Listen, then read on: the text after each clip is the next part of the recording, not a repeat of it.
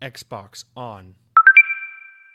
Welcome to Xbox On, a podcast with one host about one console, the Xbox One. I am said host Jesse DeRosa, and on today's episode, we'll be talking about the latest Xbox news for the week of October 1st, 2020, including Doom Eternal is coming to Xbox Game Pass, people been bitching about the crunch in the games industry again, inXile is working on another RPG title, and more.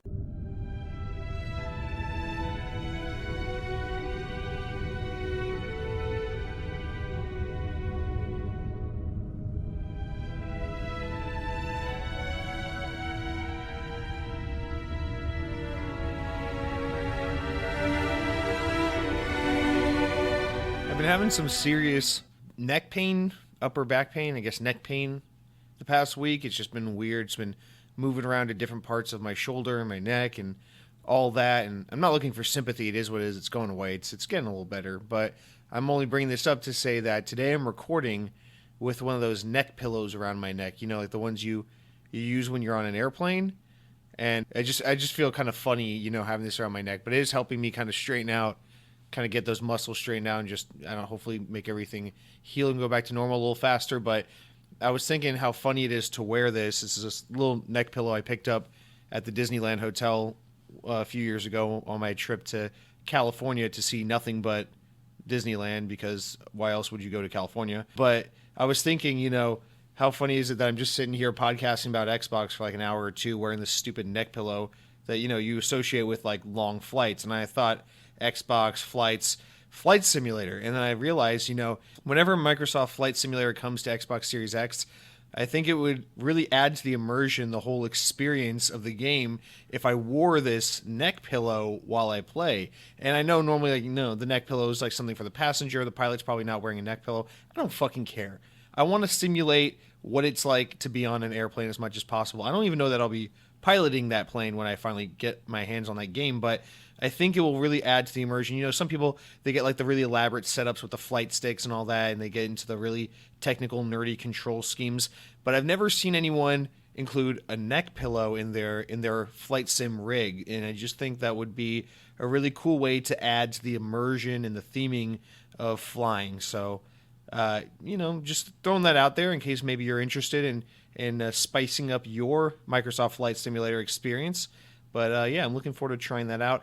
Otherwise, guys, let me just be super honest and preface this week with, you know, we're coming off the back of like 2 weeks back to back of like, hey, we bought Bethesda. Here's the pre-orders. Here's the price information. Here's the reveal on the series, you know, the Series S. Here's PlayStation spilling the beans on all the PS5 shit. So it's been a packed couple of weeks between Microsoft and Sony just finally going all out on their new consoles. But now that, you know, the bulk of the information's out there, the pricing, the pre-orders have been done, everything's out there and accounted for, we find ourselves in this lull. So this is a very slow and Monday news week. There aren't a lot of stories. There's nothing too groundbreaking happening, but we will go onward as we do. So we might focus a little more on the comments this week, maybe linger on some BSing. If that's not really your thing, feel free to just shut this week's podcast off. I'm sorry. I mean, we're going to go through the news. There are a handful of news stories. But I just want to preface with, you know, this week's episode is going to pale in comparison to the past few weeks, just in terms of the sheer amount of amazing, you know, just massive, colossal news that we've been getting as of late. So just want to set the expectation. And if you do decide, you know, well, maybe I'll opt out this week. It's a slow news week. He's going to be talking a lot, probably about the food and the Pepsi versus Mountain Dew shit. Maybe that I don't need to be here for that. That's fine. But please do make sure to leave me a 5-star review anyway on your way out the door. iTunes seems to be a very popular platform for, you know, reviewing and things like that. So 5 stars on iTunes. Compliment my hair, my knowledge of Xbox, and just, you know, just make things up. If you can't find anything nice to say, just make up something and tell them I can do like a backflip or some shit. I don't care. But thank you for your understanding. Now, let's move in. Before we jump directly into comments, I do want to get something out of the way. You know, a lot of our comments tend to not be so much Xbox related, as we'd like to derail things and talk about things like tacos. But one definitely related to Xbox thing I'd like to just get out of the way. I didn't put this in the show notes as like a news story because I wanted to address at the top and just be like, come on, guys. But you've been seeing the rumors going around And I've been following, my Twitter feed, man, so much prefacing, but my Twitter feed for the past, I'd say 5 years has been pretty heavily theme park stuff. That's kind of been my thing. I don't have many like real life people to enjoy my hobby of theme parks with. So, forums like Twitter have really been my kind of escape to see what other theme park related, theme park enthusiast people had to say and what they think. But, in the past year or so, as Xbox On's kind of continued to take off or become a big part of my life, and as I've realized that the theme park community is disgusting and toxic and full of awful people I want nothing to do with, I've kind of shied away from that. And I've watched my social media feeds in general, but particularly my Twitter feed, kind of transform into a more general, like eclectic mix of other interests. And so the theme park stuff's taken a backseat, but I've really seen a lot of this Xbox stuff come to the forefront. I used to never really follow anyone in the games industry about Xbox or any fans of Xbox. And what I'm realizing, and I'm sure this is exacerbated by the fact that 2020 is a console generation, hardware launch year, but wow, not just Xbox. This isn't a slight at Xbox fans. This is a slight at just fans in general or the community in general. But I didn't realize how much petty bullshit console war shit was still out there. Again, I'm sure a lot of this is attributed just to the fact that this is a year where we're getting new hardware. But god damn, man, I'm kind of already fed up with the Xbox and the video game kind of internet personalities and Twitter people just as much as I was already fed up with the theme park people that I've been kind of rolling back on and unfollowing as of late. And I mean, but what that probably speaks to more so is just what a miserable piece of shit platform Twitter is. But it is also raising the awareness, raising awareness to me that these fans are kind of awful. And I just see all these rumors thrown around and misinterpretations and intentional, I don't know, just misuse of Phil Spencer's words here and there. I'd be like, oh, Xbox is doing this, PlayStation sucks because of that. And I saw this article today, some prominent Xbox Twitter guy was pushing about how Bethesda's games are definitely going to be console exclusive on Xbox because there's some Xbox Wire article that didn't mention PlayStation. I'm like, guys, look at your source. It's Xbox Wire.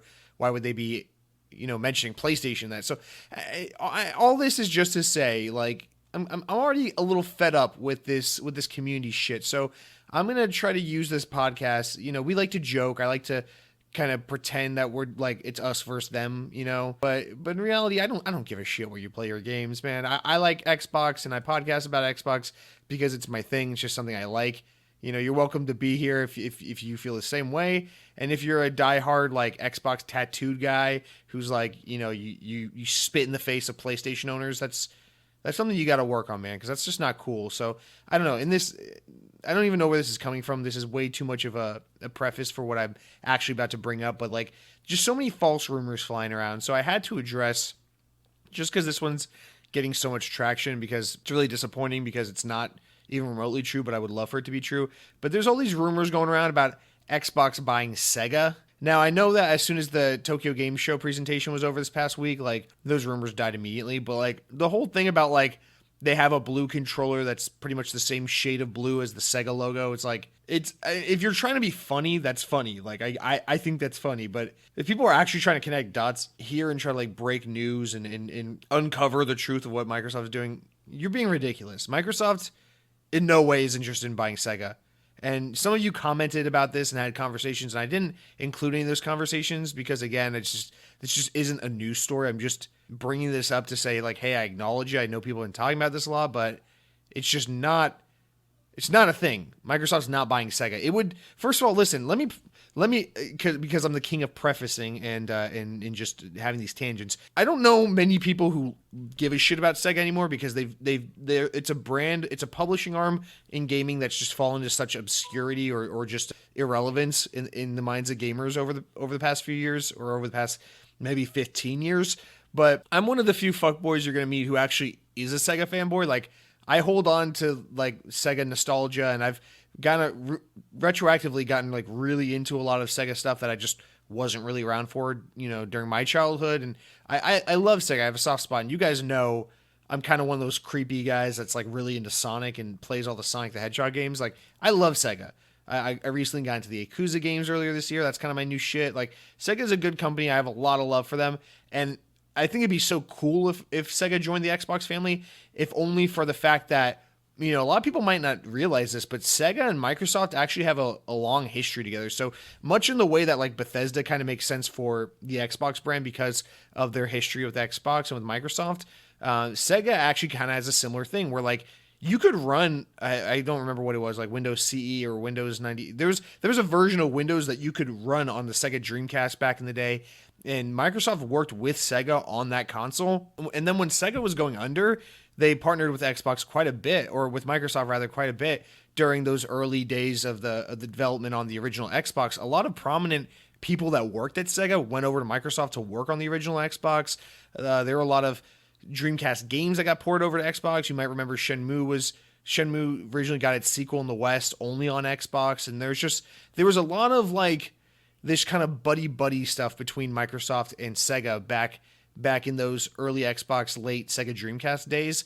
So there is like a precedent for the two companies, and Sega really supported the hell out of Microsoft and Xbox back in the early days of the original console. So there's definitely a history there. But I think, it's definitely a thing from a time and place. It's not always been there. Like if you look at Sega as they kind of matured, or as they kind of distance themselves from console manufacturing and just being a games publisher, especially as you get into like the Xbox 360 Wii generation, where like, Sega's the bulk of their shit they've been doing since those days has been like on Nintendo. If anything, ironically enough, Sega's really buddied up with Nintendo, which is so funny because obviously they were arch rivals famously throughout the 90s and whatnot. But I don't know. So it's like, I guess if you really want to make a stretch, there is this history between Sega and Xbox. And we know that Sega and Xbox have a decent relationship now with this partnership for Phantasy Star and all these things.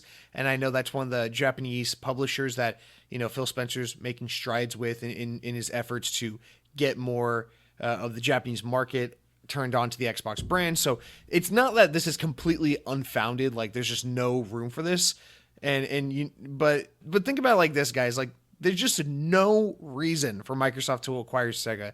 Think about the valuable IP that Sega owns. It's like, sure, Yakuza's good, but it's like it's big in Japan, it's okay internationally, and it's kind of a niche thing overall. And then like Sonic the Hedgehog is undoubtedly their biggest IP. And like I said, I'm a huge Sonic the Hedgehog fan. Like I go like nuts for a fucking new Sonic game. If they announce a new Sonic game tomorrow, that will be the most excited I am about any game, save for like Halo Infinite. So it's just, that's how big a Sonic fan I am, and how I know it's weird to be that way. But like, even then, I still don't see why Microsoft would buy Sega, because we all know Sonic's kind of a joke of a brand. And even though he has a successful movie that just came out, and he's still a profitable, gaming IP, and still is merchandisable, it's like no one looks at Sonic and is like, oh, that's one of those timeless characters that everyone loves to death, like Mario. It's people look at Sonic and they're just like, look at how they've mismanaged you. And don't get me wrong, Sonic as a character is a great character who is like a instant classic character, but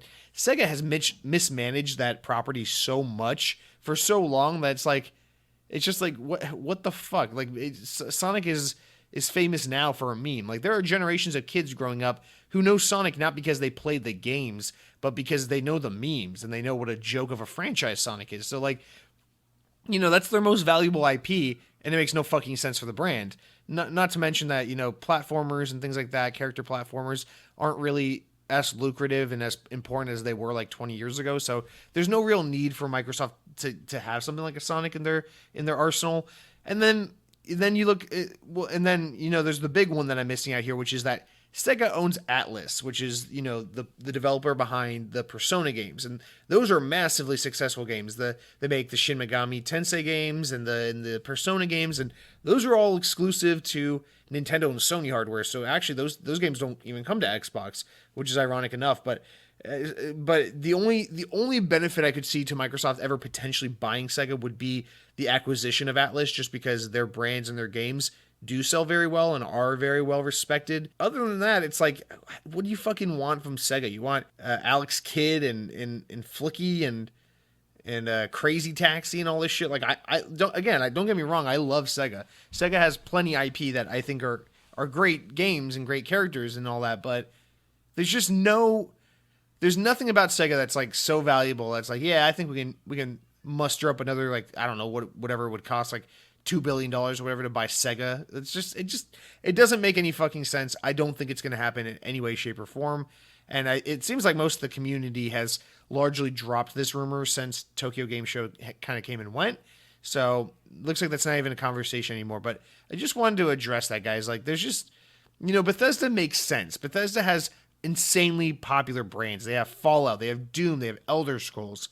Sega has like Sonic and some like niche Japanese things. It's like, it's not the same thing. What you gonna do that like Puyo Puyo crap or whatever? They don't even make that. I don't even fucking know. Like, what do you want Sega for? Just chill the fuck out, guys. Microsoft's not buying Sega.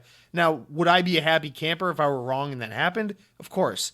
I would love to welcome Sonic the Hedgehog into the same family as Marcus Phoenix and Master Chief, but that's not the world we live in. So let's just try to be realistic about that.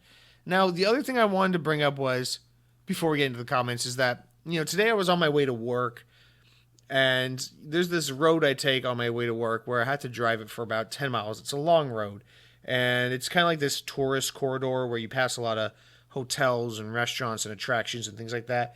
And so there's a lot of chain restaurants along the way. And I drove by a Denny's, and I was just kind of thinking to myself, I'm like, Denny's is one of those places, like, I don't have a lot of experiences there. Like, I know what Denny's is, but like, we just didn't have a whole lot of them back home when I lived in Georgia. So I'm like, I'd like to go to a Denny's again someday, if there's ever a post-COVID world where I can trust a shitty chain diner, And then I immediately passed an IHOP. I'm like, oh, that makes sense, if you're thinking about like Denny's and IHOP are competitors, so you probably want to strategically have a Denny's and an IHOP kind of near each other so they can compete, kind of like how you always have like a McDonald's and a Burger King close by or something like that. I don't know.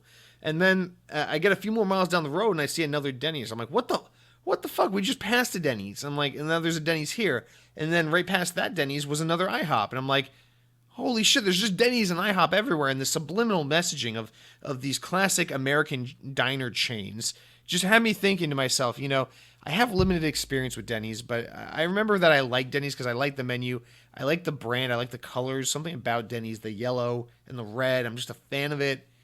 And it got me thinking, what brand do people prefer? What restaurant chain is better? Is it Denny's or IHOP? Who is the superior American shitty chain breakfast kind of diner location for all you guys?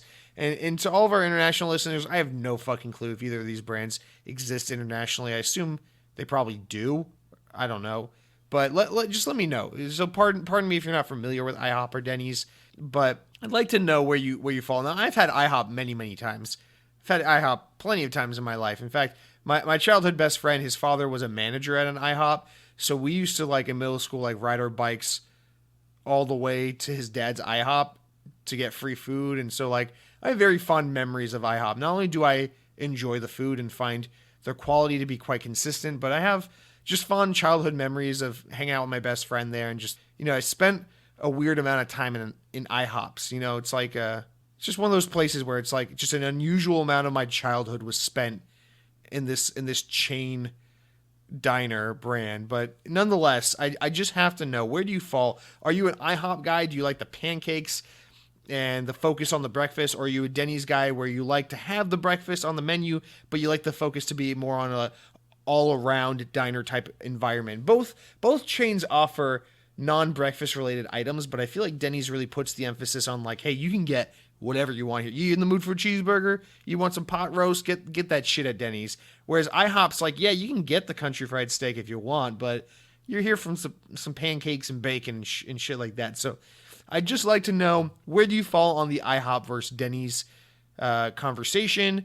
Do you have any comments about consistency or quality or cleanliness? I know these are hot button topics in regards to these kinds of chain restaurants, especially these late night kind of places. So I'd be interested to see what you all have to say about that. So with that said, we'll jump into our comments for the week. Sarugi's going to get the top spot because I haven't heard from that guy in a while, and I guess I'm just playing favorites. But Sarugi says, Pepsi is Pepsi is and always will be better than Coke. Pepsi Blue was the shit back in my high school days. With over 60 comments on a podcast put out a day early, and he's referring to last week's show, it's great to see this culinary podcast continuing to grow. Keep up the great work, my man. Thank you, Sarugi. Welcome back to the show.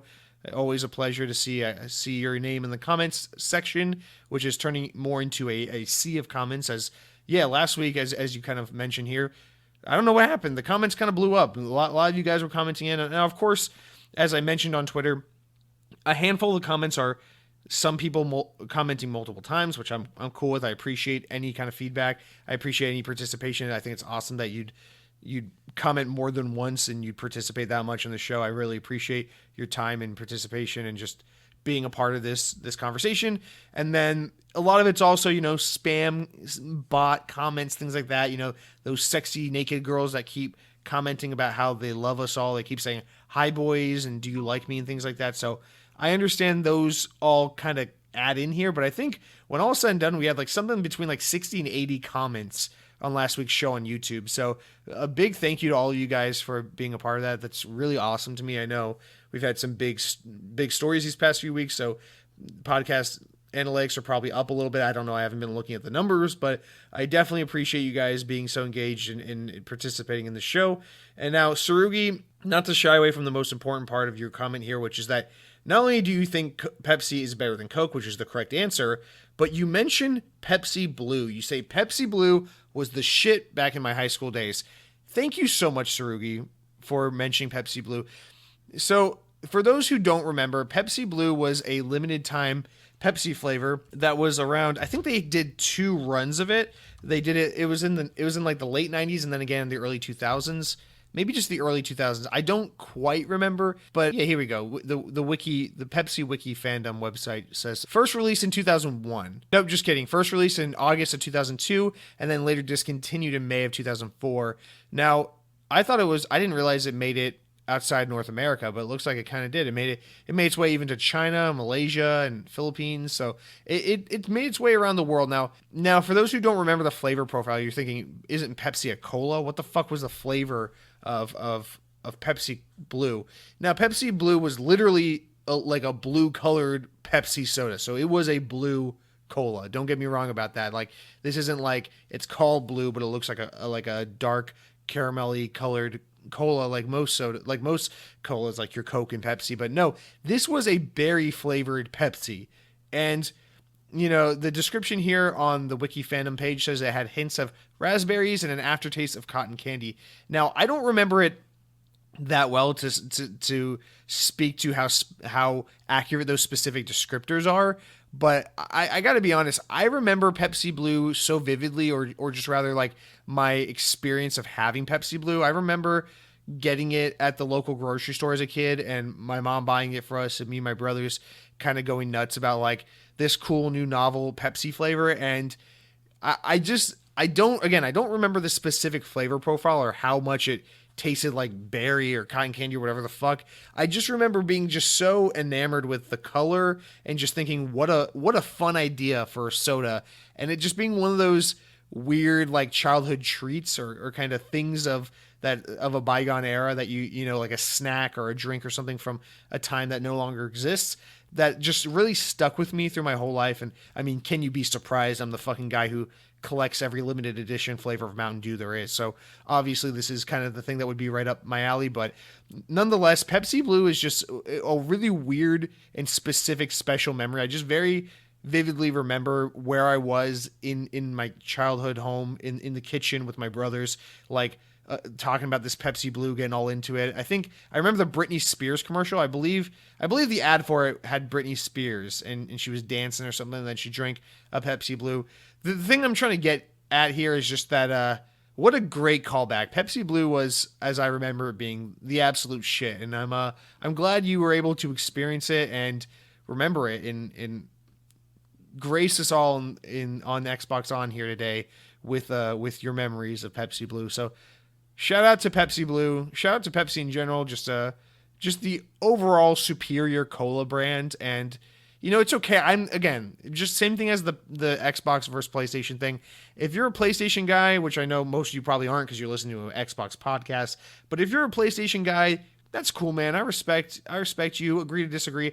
I don't get into this whole like, I'm a this, you're a that thing. Like I don't get into that in the sense of like I think you're evil if you're not on my team or my side. You can like Coke or Republicans or PlayStation or whatever the fuck it is out there, that's your thing. That's totally cool. As long as you're being kind to others, that's great. But I gotta be honest here. Like, let's Coke kind of sucks when it comes to fun flavors. Like, that's not to say Coke doesn't have fun alternative flavors. Like vanilla Coke, cherry Coke, two alternative Coke flavors that are still around to this day.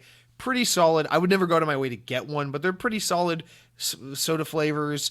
But Coke's kind of boring when it comes to fun shit. Like they'll just be like, yeah, we got Coke with lime, we got Coke with lemon, we got Coke with lemon lime. I think it's just Sprite and Coke now, and they kind of get all like basic. They play it safe with their shit, and then they go so hard into their Diet Coke line, which of course we all know diet soda isn't real soda. It's actually just battery acid. That's no good. We don't want that.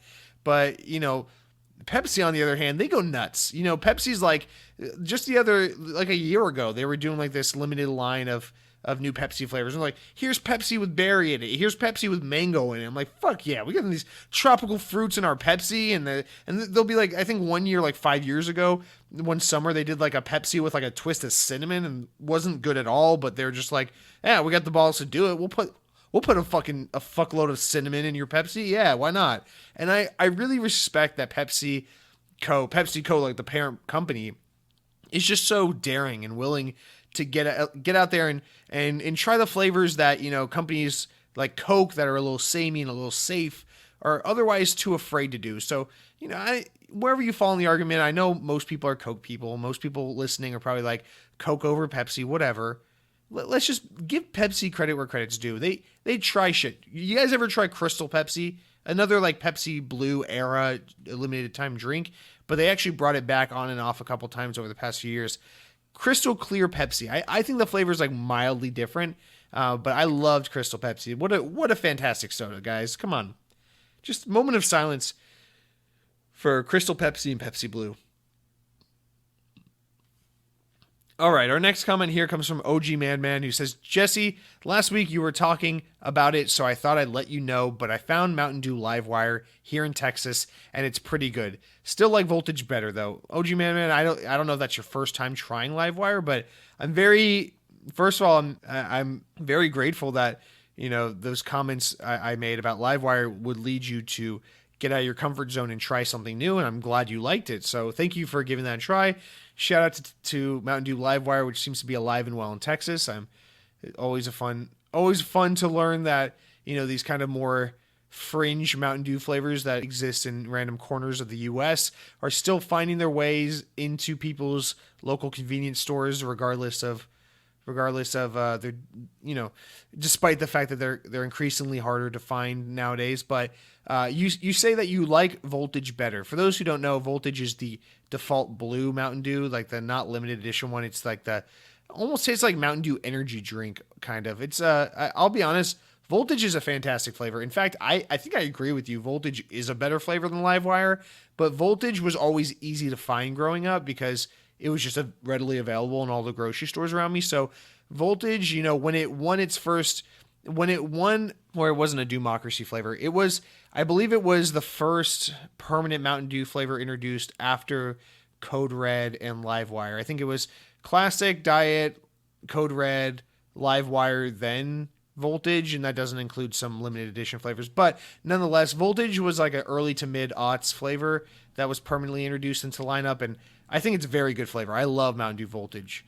Actually, that's not true. Mountain Dew Voltage was the first Democracy flavor. It beat out Supernova. You guys don't need to know this. This is really weird shit that no one should know about. But Mountain Dew Voltage it was the first Democracy winner, and it was a fantastic flavor, and I had it a lot growing up. It's actually the official drink of Halo 3 to me, because even though there was a Mountain Dew Game Fuel made to market alongside the release of Halo 3, Livewire or Mountain Dew Voltage is the drink I remember just having the most when I would play Halo 3 in general throughout its first few years of life. And so Voltage and Halo 3 kind of just go hand in hand together for me. I love that. Very soft spot in my heart for Mountain Dew Voltage, but last week we had to give the attention and the shout out to Livewire, which is just, that orange Mountain Dew that's just hard to find. Just increasingly hard to find. Not as hard to find, of course, as Mountain Dew Whiteout, which is the second Democracy winner, introduced permanently to the lineup in 2009, and it's just the best soda ever made. But of course, it's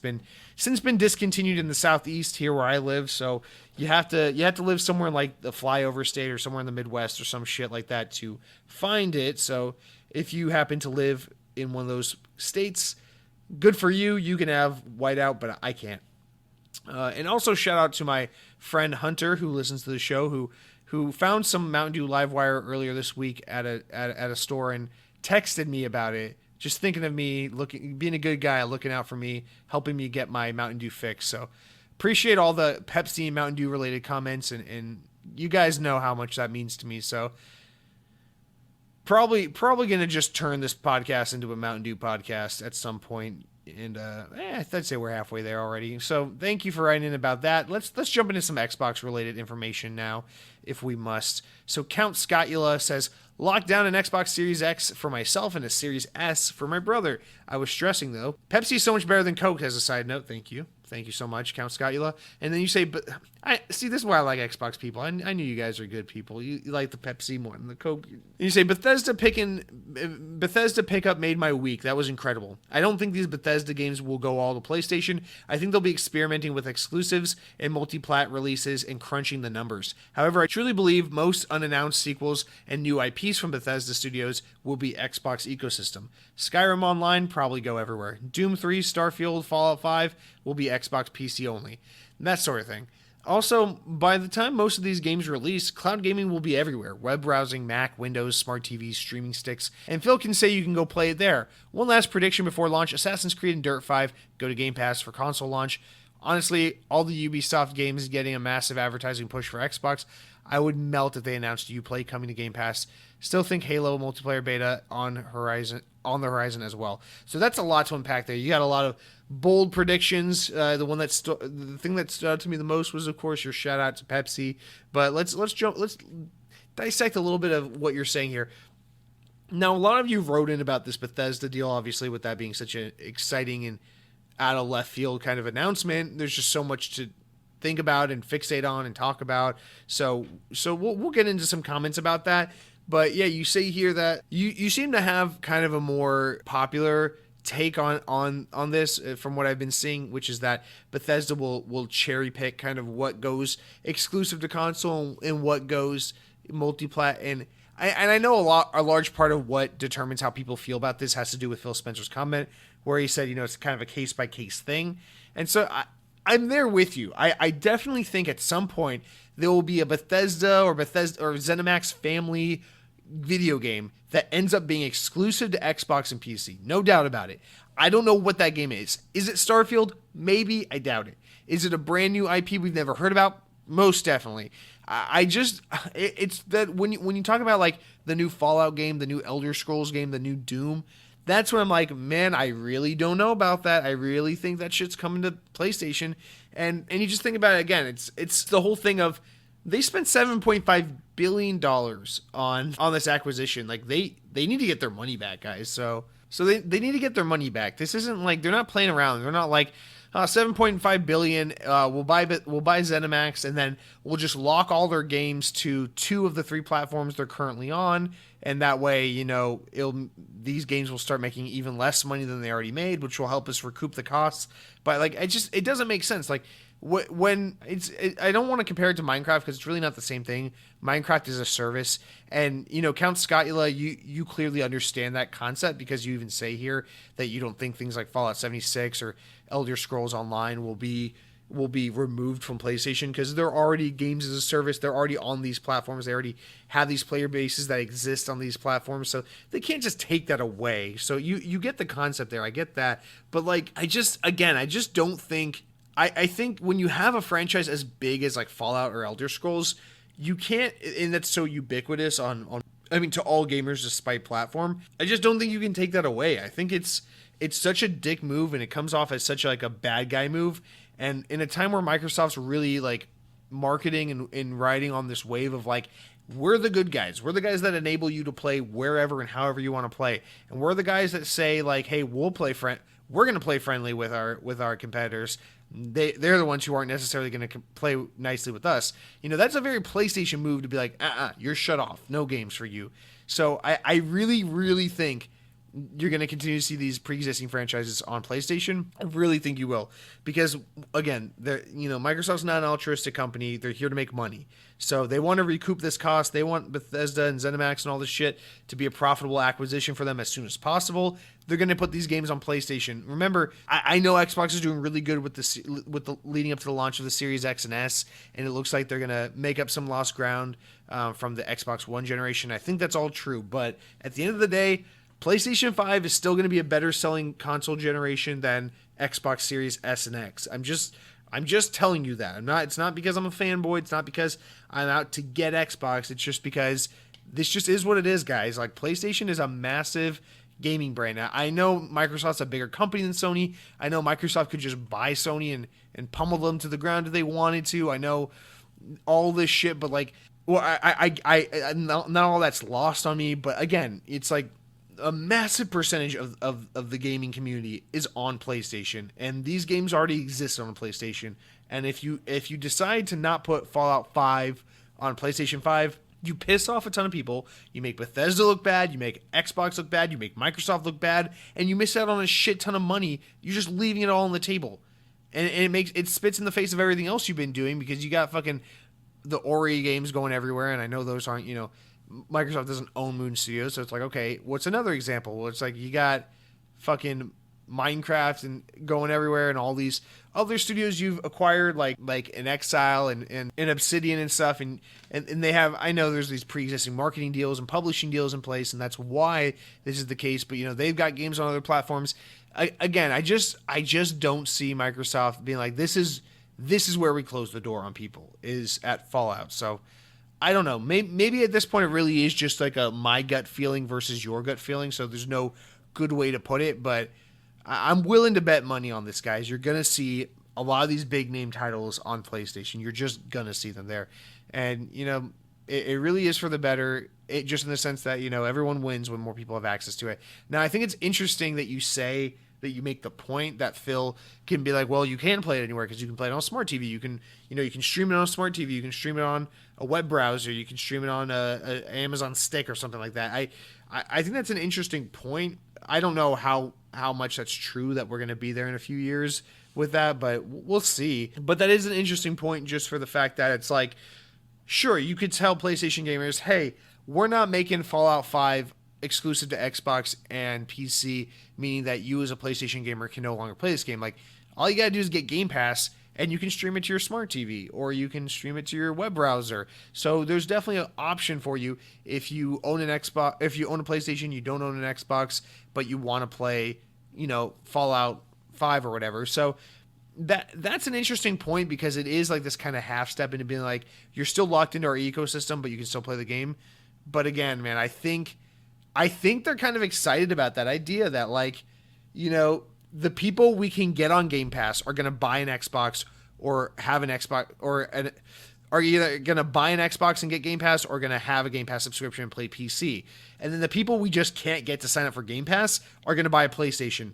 And then we're still going to make money off of them, because they're going to buy our games for $70 that they could have just gotten through Game Pass. So I think Microsoft kind of likes this idea of, like, we're going to get people's money one way or another. And, by offering them the option to buy these games for $70 on PlayStation on the competitor's platform, we're still making a killing off these games, whether, regardless of the fact that, they're not on Game Pass. And I think that's kind of smart, just because, like, even though Game Pass is an undoubtedly great value, you're never going to get 100% of gamers on board with Game Pass. It's just not going to happen. Microsoft knows that. So if you have a way of still making money off these games that are in Game Pass to people who just aren't ever going to have Game Pass anyway, then again, that's just more area of opportunity as far as I see it. But again, this is one of those things that only time will tell. We're just going to have to kind of see, because I'm sure, if we could just fast forward to October 2021, we're going to have a really different outlook on how Microsoft is handling services once we're kind of acclimated to the new generation, and see how all these acquisitions are kind of panning out now that they're a little more settled into the Xbox brand and family. So I'm sure that the way we feel about this is going to be very different in a year, but I'm telling you, as of now, I think this shit's going third party for the most part. Again, Nazi Slut, these smaller games or these new IP that have never been established on other platforms, I don't doubt that they will be Xbox and PC exclusive, but Elder Scrolls, Doom, Fallout, I don't know, man. I just don't know. Tenali Maya comes with the next comment. He says, I once had 8 police squad cars and a police helicopter pull me over. Every officer had his or her sidearm aimed at my face. Oh, but Jesse couldn't secure his own Xbox. He still got one, but the cardboard box won't have his address on it. You're right, I'll get over my childhood trauma. So sorry, Jesse.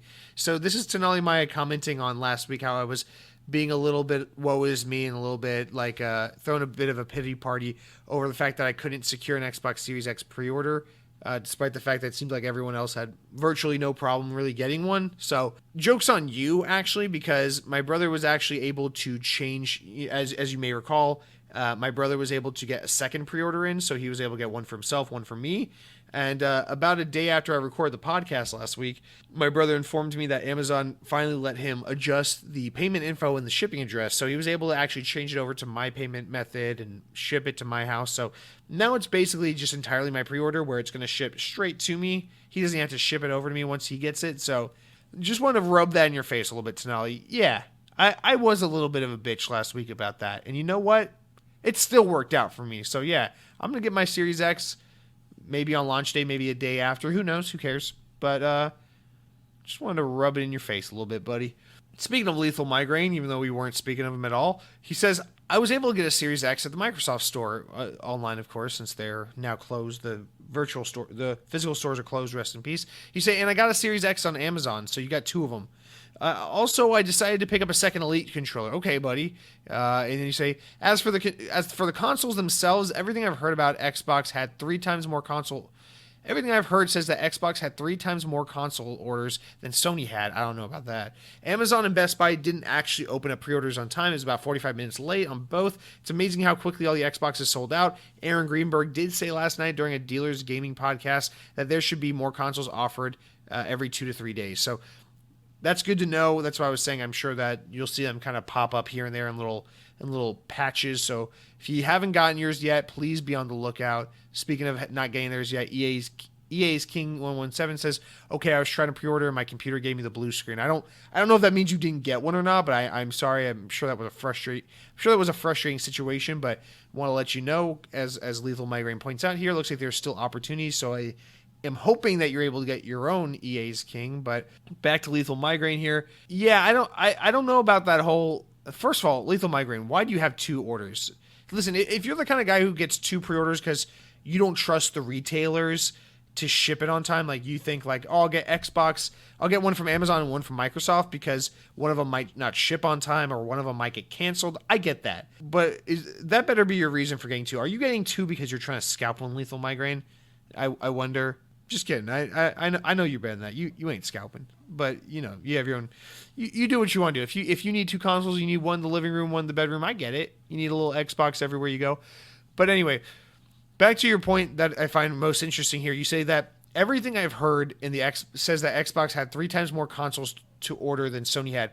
I mean, I've also heard. I don't remember where or how I heard this, but apparently Microsoft was just able to get more units produced. So yeah, that wouldn't surprise me if Microsoft just has more units ready to go, because if you'll remember back to earlier in the year, it seemed like Microsoft was pretty confident that the Xbox Series X was, the correct console. All the components were kind of locked in place and they knew vaguely what they were doing, or at least a little more confidently than what Sony had, because there were those articles earlier in the spring about how, Sony still wasn't even fully aware of like what they were going to do in terms of pricing or some of the finalized components and things like that. So it seems like with PlayStation may have gone into production a little later than anticipated, or a little later than what's normal. Whereas it seems like anecdotally, at least, Xbox Series X and S maybe went into production a little sooner than PlayStation. So that would explain some of that. But nonetheless, that doesn't matter too much, because eventually, COVID aside and all this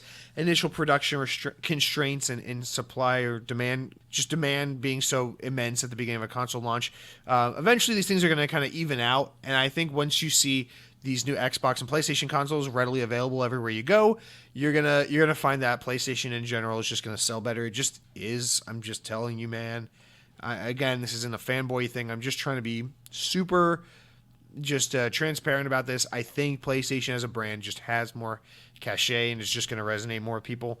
But yeah, I do suspect that Xbox is going to pick up a lot of lost ground with between having the most powerful console and having the most affordable console and having Game Pass, which is which is incredible value, as well as acquiring studios like Bethesda. I think there's a lot of winning going on at Team Xbox right now that's really going to help close the gap. But I still think, once all is said and done, once we're comfortably into this generation, you're going to see that the PlayStation is still outselling the Xbox. But that shouldn't be what matters here. I think Xbox is going to be incredibly profitable and successful.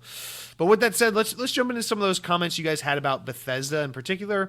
Dead Captain James, our OG commenter, says, the Bethesda news and the lack of me getting my hands on a 3080 pushed me over the edge. I went ahead and locked down a Series X. Sorry you didn't get your pre-order, bro. At least your brother came through at the end. Thank you so much. He did come through.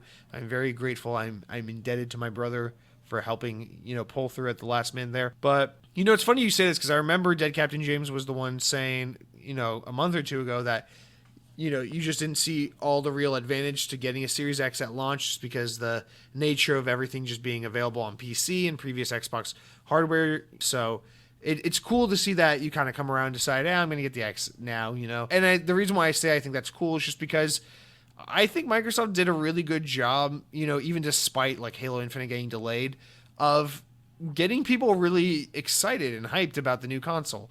And I'm not saying that that's necessarily a good thing. I'm just saying that it's I don't know, dude. Console new generation launches are exciting. And this is an exciting time, guys. Like we're gonna get a brand new Xbox. We're gonna get our hands on a new Xbox console. We haven't had that since 2013. So it's just always exciting to be a part of this. Like, were you there when the new console came out? Did you get one around the time it came out? And just kind of be able to explore new hardware, the new software updates, or kind of UI changes that come with the new piece of hardware, and just see all the new bells and whistles of the console, and to just kind of be like, I don't know, you think about like your gaming console. That's something you spend a lot of time on. You don't modify your Xbox the way you modify a PC. Like for example, like my Xbox One, I bought it, when the Xbox One came out, and it's just sat there on my entertainment center ever since. Like it doesn't change. It's still the same color. It still has the same specs. It doesn't have any light up effects. It doesn't like load faster or anything like that. The only thing I've done to it is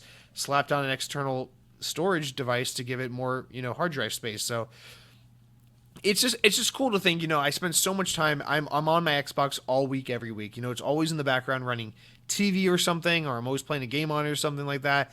And now after 7 years of consistently using this Xbox all the fucking time, there's going to be a new Xbox that replaces it. It's just an exciting feeling to know, like, hey, this is the new Xbox that we're going to be spending a lot of our time with. It's just, I don't know.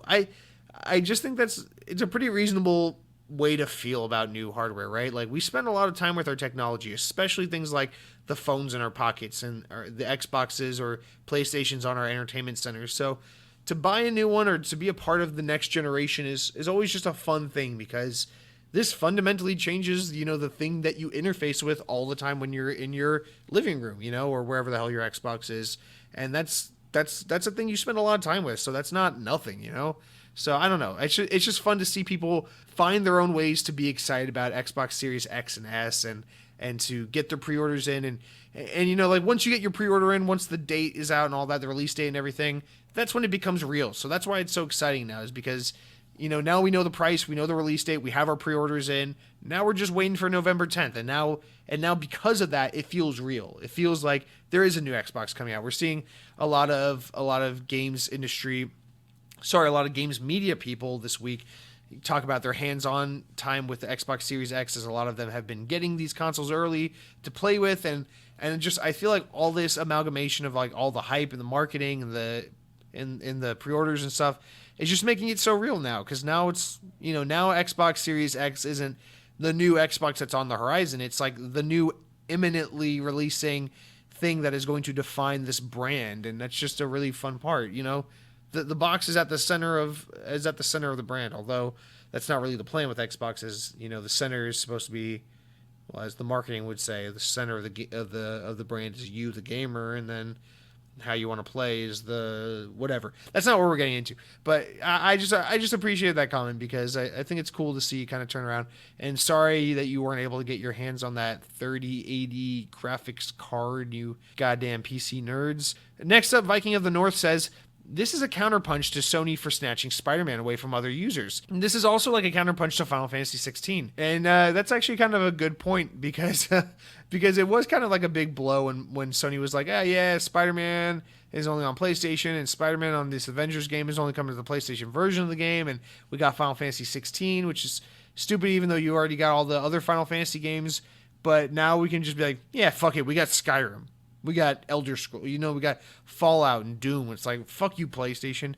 And I mean, that is kind of a cool, like, grab, I think. Bethesda and ZeniMax is infinitely more exciting than just Spider-Man or Final Fantasy, or the two combined. And don't get me wrong, Spider-Man's a massive property to have, but, I mean, just all of ZeniMax, that's bigger. And then we'll close out with some comments here. Lethal Migraine says, it's not, I made the comment that about it potentially being a little monopolistic for Microsoft to be buying up just large swaths of the gaming industry, especially the big publishing brands. But you say it's not monopolistic, it's not even close. It's not limiting competition. Ubisoft has more studios, THQ Nordic has more studios. Nobody's stopping anyone from making their own console other than money itself. Plenty of massive companies in gaming. And there's always Tencent.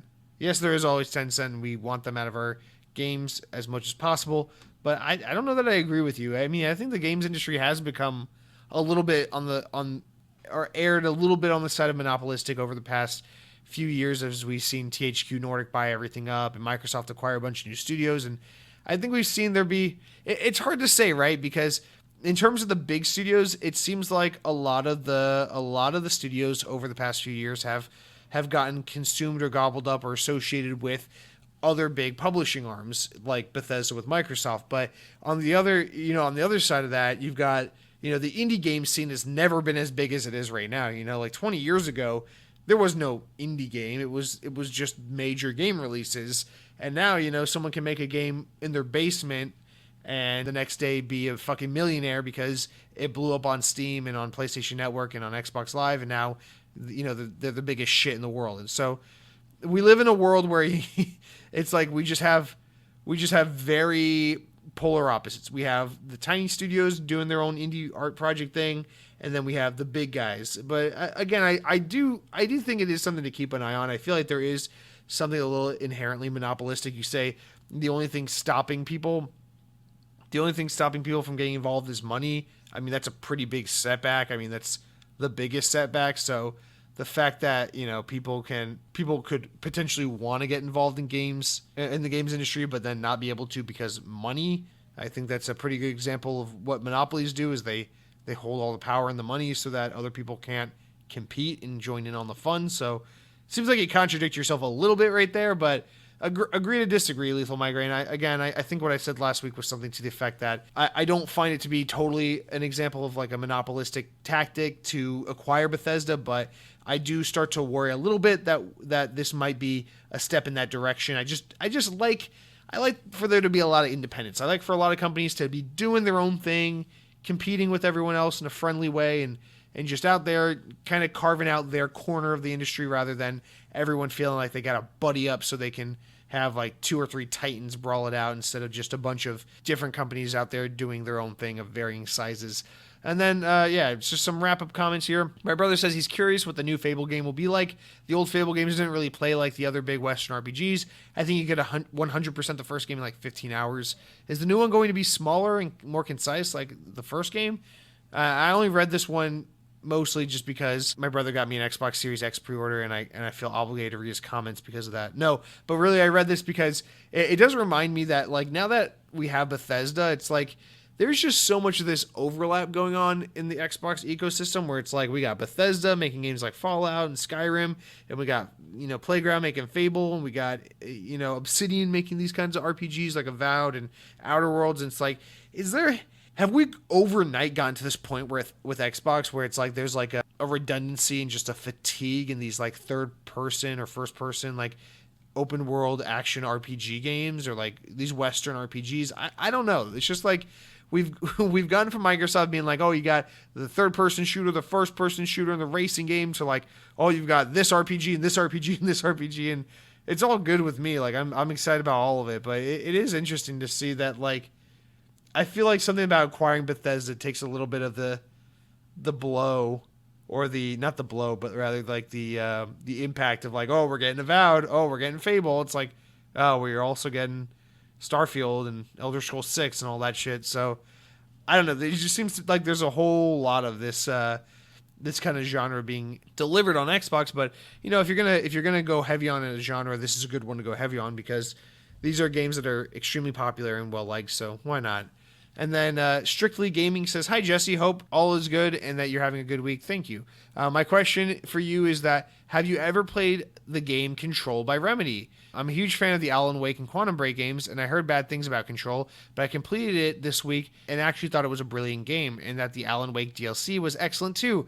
Just want your thoughts on it. Funny you say this, because actually a couple months ago, or maybe towards the spring, I finally did play Control, and I absolutely loved it. I have no idea where you're hearing bad things about it. I thought the general consensus was that it was pretty good. But yeah, I mean, speaking for myself, I thought Control was fantastic. I thought it was a really fun game, and I thought that there was a lot of cool stuff going on with the story. It is definitely not my favorite game by Remedy, but it is a very good game, and I had a great deal of fun playing it. And the more I kind of reflect on my experience playing it, the more I am a little more admiring of it. I haven't gotten around to any of the DLC yet, but I do plan on getting to that soon. Yeah, I'm definitely a huge fan of Remedy. If I'm being completely honest, there's a big blind spot in my Xbox gamer history. I've actually never beaten Alan Wake. I've started it, but I've never beaten it. And I want to get back to it. That's been one that I've been thinking about a lot lately about getting back to. But as for Quantum Break is one of my favorite Xbox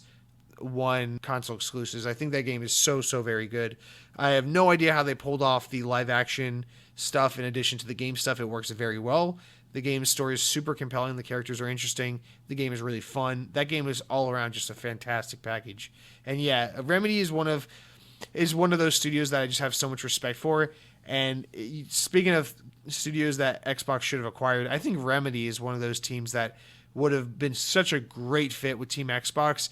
But then again, you know, none of their games, with the exception of like Max Payne 1 and 2, seem to ever really be like massive successes or like big hits. So I don't know why you buy Remedy when they haven't really financially proven themselves to be all that valuable, but I think they make some of the coolest games. I think they're some of the most creative folks in the industry, and I really look forward to pretty much everything they do. So I'm actually excited for that Crossfire X campaign that they're working on right now, which will be coming to Series X soon. So we'll definitely be playing that soon enough. But yeah, thanks for writing in. Love Remedy a lot. Always looking forward to that, and glad you enjoyed Control. I know there's been some outrage about the new special edition version and the next gen upgrade kind of thing they're doing, but the game itself is fantastic, you know, so very glad to have played that one. Now, our last comment here is from Matt Stevens, who I think this is their first time commenting. You say, why would Game Pass's price have to go up? They make more revenue as the subscriber count goes up, just like Netflix or any other streaming service. Now, this is in regards to my comment last week that eventually Game Pass's price has to go up because $10.99 or $15 for Game Pass Ultimate is just too much. You're getting too much value for too low of a price, and I stand by that wholeheartedly. First of all, wholeheartedly. So first of all, as we understand it, or as you know, the kind of rumor goes, we don't have any solid concrete evidence on this, but a lot of people, you know, in the industry and stuff speculate and have sources that basically tell them that Game Pass isn't really profitable yet. They're still kind of taking a loss on the service right now. So that's the first thing is, I mean, I could be wrong that they could be making money off of it. I don't fucking know. I'm sure. I don't know. But the speculation has been that they're kind of taking everything they're making off Game Pass and just reinvesting it right back in to get new features and new games and things like that. So there's that. And if it's not already profitable, I'm sure it will be very soon. In fact, I can't imagine that it's not at least somewhat profitable. But the fact of the matter is here that they're giving you so much fucking content and they're asking for so little money. They know that the proposition here, the value proposition here, is so great. And that's why, you see everyone on the internet, oh, Xbox Game Pass is the best value ever. Why would you not have it? You'd have to be stupid to not have it. And that's, when you're in a position where everyone's saying $10 is nothing for this thing, I would pay more for that. That's kind of a green light to say, okay, we can bump the price and make more money off this thing. I mean, after all, Microsoft is here to make money, right? So I think when you keep compounding the $7.5 billion acquisitions and the services like EA Access or EA Play and all this stuff into folding that into the Game Pass subscription and the value of Game Pass, it's inevitable that the service has to go up in price, right? Because, yeah, as you get more subscribers, you make more money. But also, as you add more features and more value and more third-party games that you don't own, that things you have to pay for to get into the service, the more the cost of, running and offering that service, the more you drive that cost up. So I don't understand why you would think they wouldn't drive it up. And you use the example Netflix here. Well, remember, Netflix was like $7 when they started doing video streaming, and now it's like $10 or $11. Netflix jumped the price up a little bit because what they did was they got everyone in the door and they got everyone to realize what a great service Netflix was. And then everyone was like, yeah, I don't even miss the $7 a month. I would never get rid of Netflix. And then when they realized that their whole audience was on that page, they said, cool, now we're going to charge an extra $3 or $4 from everyone. And no one batted an eye because we're all like, yeah, what are we going to do? Just not have Netflix? And Netflix was able to use that money. I mean, $4 per person might not sound like a lot, but when you add it up to the millions and millions of subscribers, that's a shit ton of money. And so what is Netflix able to do with that money? Well, they're able to invest in Netflix studios. And as we all know, Netflix isn't what it used to be. Netflix isn't the place you go to watch TV shows from other networks and movies from other networks. Netflix is where you go to watch Netflix originals, Netflix shows, Netflix movies, Netflix documentaries. And that's what I think you're seeing with Game Pass here too, is that it's let's get them in the door cheap. Let's start off the service with, our first party games and some other people's games where we can get third parties. But as you see with what they're doing already is they're going to try to grow Game Pass as much as they can. And it's going to become this thing of like, well, now it's more expensive because we have 30 studios making all these games. You're getting new games on Game Pass all the time. And we have to fund the development of these games. And that's where the money from Game Pass goes to is not only profit, but from, reinvesting into these studios to make new games. And the more studios you buy, the more payrolls you have to be accounted for, the more, the cost is driven up. And then on top of that, you got, just the whole, we can make more money because our user base or subscriber base is just so inundated with this platform. They're so used to it and they're so, not going back from it that we can afford or we can justify kind of getting a few more bucks a month out of these people. So I just don't see how you don't think that's what's going to happen with Game Pass. In fact, I'm like kind of shocked that I didn't think that was like a hot take when I said it, but nonetheless, like, I mean, you're more than entitled to your opinion and I could be dead wrong. We could be here in 10 years and maybe Game Pass is still kicking well at $9.99 or $14.99 a month for Ultimate. That might be the case, but I just don't personally see that being what happens. I think, again, as Microsoft continues to acquire studios, they look at the money from Game Pass as being the way to fund these studios.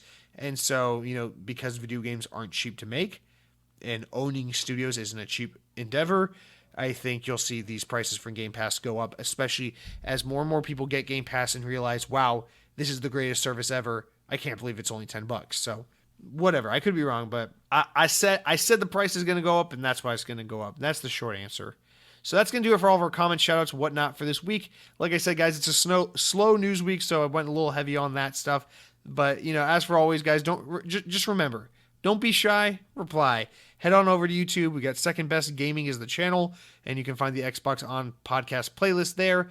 Leave some comments, leave some kind words, say some really nice things about me. Tell me that I have great teeth, whatever you got to say. But love to hear back from you so we can read your comments on the show next week.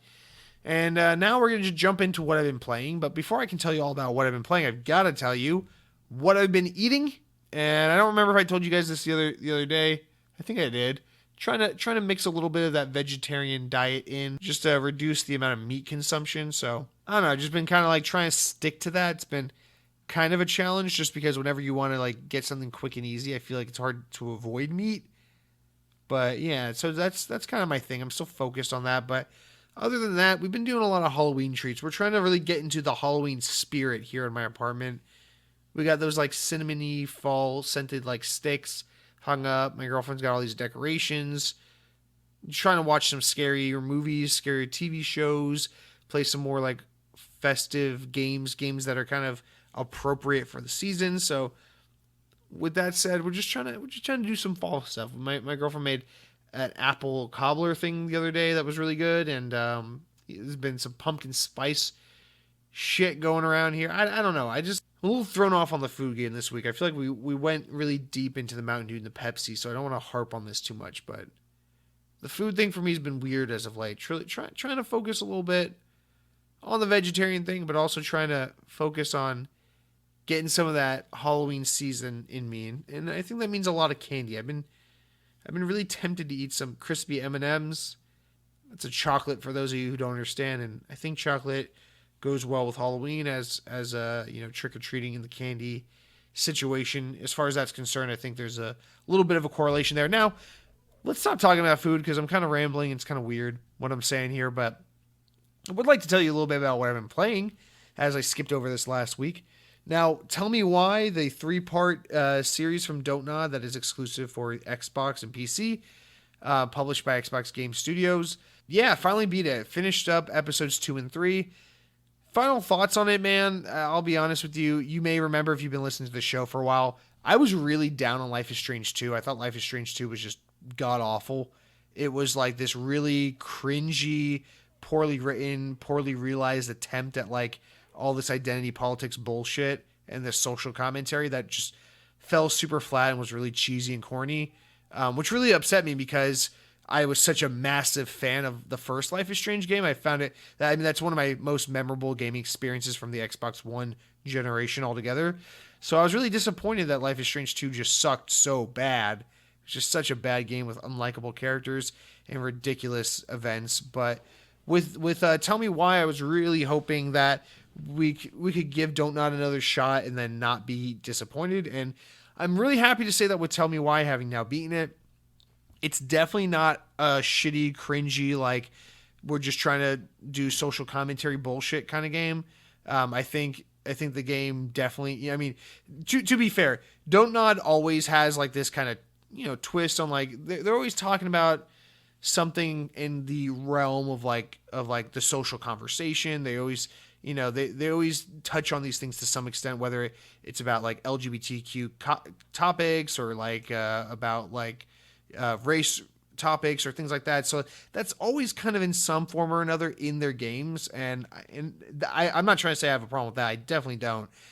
It's just in Life is Strange 2, it was handled so poorly. It was like they tried to find a writer who has zero concept of what the fuck is going on with the world and are like, hey, here's a comic book that depicts race in the U.S. Make a game about it. And it was just awful. But Tell Me Why, I think, does it way more tastefully. It's kind of twist or attempt to add weight to the conversation or add to the conversation, the social conversation rather, right now going on in our modern world, in our progressive world.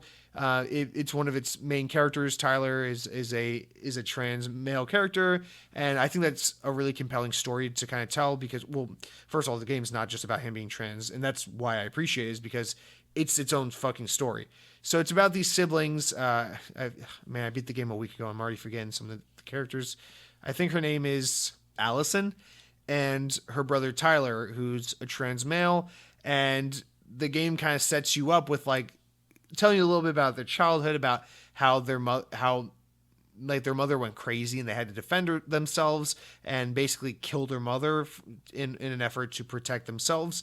And the whole game's basically about like these siblings kind of reuniting and exploring their youth and their childhood and kind of like why their mother would have been motivated to do this and learn these secrets and stuff. And I think the way it kind of tries to interweave like the thing about like Tyler and his identity and the siblings' relationship and their past and the thing about their mother, I think the way it kind of holds all those narratives is interesting and cool. I think it's a cool premise, and I think they handle all the characters well. And so definitely a massive improvement from Life is Strange 2 in terms of just not coming off as like cringy and just like trying to be a part of the conversation, you know?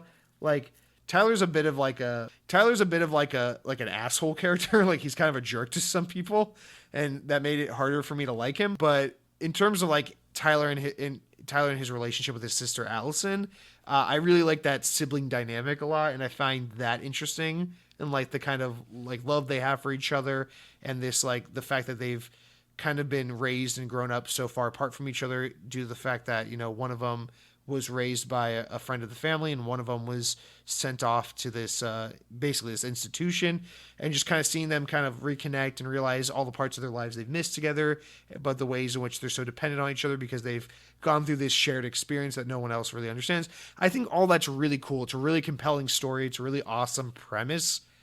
And it has a lot of that Don't Nod flavor that I love, where I really love the aesthetic, the setting. Don't Nod's really obsessed with like these. This one takes place in Alaska, but they're really obsessed with like these Pacific Northwest, Alaskan kind of settings, and they're just always so stunning. So like another really stellar setting for the game. So a lot of good stuff there. Interesting characters, great premise. Trying to tell some interesting and new stories about some like different types of people without you know, coming off as like cringy or like a little like try hard or just like diversity for the sake of diversity, which I really admire. I think the game is really good in all those respects. But here's where it falls apart. They have these mostly interesting characters. They have this really interesting like plot and synopsis, and they just fucking just meander about. It's 3 episodes of like not a whole lot of anything happening. It's like you just talk to people, you keep harping on the same 3 points, you're in like the same place all the time. I feel like you just spend way too much time in their childhood home exploring it and doing nothing. There's these stupid goblin puzzles, this whole thing about when they were kids and they called themselves goblins, and it's not cute, it's just fucking weird, and it's like it's just like they had all the ingredients to tell a really awesome story, and then they just fumble it by just constantly just fiddling around and doing nothing. It feels like really the bulk of the story could have been told in like a tight 2-hour story, like single episode, but instead they just drag it out to be this 3-hour or this 3 episode. I mean, once you play all 3 episodes together, probably like 8 to 10 hour kind of adventure. And it's just it's unsatisfying just because it gets boring. It gets to the point where it's like, I don't care about this character or this event or this specific instance because you keep forcing all this like meandering bullshit in my face. And I don't know. I'm disappointed in the fact that, you know, if Life is Strange was like a really excellent game all around, and Life is Strange 2 was like really fun to play because it was like, I'm not gonna lie, Life is Strange 2 sucks, but like it was fun to play because I was constantly like, okay, what's going to happen? Like, it was one of those, like, I love to hate it kind of games. But then Tell Me Why is like, I want to love it, but it's just so boring. I can't be completely enveloped in it. And that was disappointing for me. So a little bit of a miss. I kind of feel pretty much opposite to how I felt about Life is Strange 2, where, again, I liked the characters. I liked where they were going. I liked the world they built up here. I just feel like they just kind of squander the opportunity. They had a good thing set up, and then they just kind of like did nothing. It's so much just like walking around the grocery store and walking around the childhood home and being like, oh, I remember how we got that stain on the couch. Oh, I remember eating Cheerios on Saturday mornings, eh? Because apparently they're Canadian in Alaska. But it's just, I don't know. It's just really, really disappointing that they didn't try to tell a more like emotionally impactful, like tight, compelling story, but instead they just dragged it out and made this, just boring 8-hour thing. So I'm still going to give Don't Nod the benefit of the doubt, or rather not the benefit of the doubt. I'm still going to give them another chance, whatever their next game is, because again, I really love this style of game. I really love their aesthetic and their settings and all these things. And I think for the most part, they create interesting characters with interesting backgrounds. It's just, they now have this kind of hit or miss track record of how they execute on it. And it sucks because, again, I love the first Life is Strange. I love that Captain Spirit spinoff they did that ties into Life is Strange 2. Life is Strange 2 was really fun to play, but so stupid. Such a stupid game. And then Tell Me Why is a really interesting premise with high potential that just ends up being really, really boring and slow. So I hope they're able to kind of recapture that magic and that they don't end up just being a one note, or a one hit wonder.